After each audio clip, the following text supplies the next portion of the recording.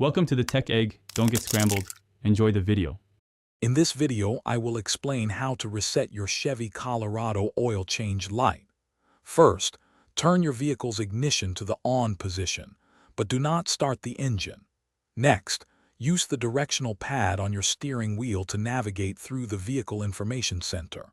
You'll want to find the Oil Life display among the various options presented.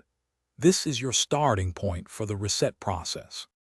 Once you're in the Vehicle Information Center, press the Menu button to bring up the main menu options. Carefully scroll through these options until you see Oil Life highlighted on the display. To confirm your selection and proceed, press the Set/Clear button.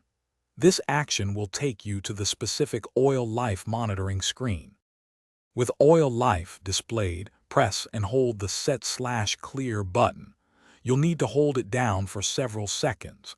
Keep holding until the oil life percentage on your display resets to 100%. Once you see this confirmation, you can release the button.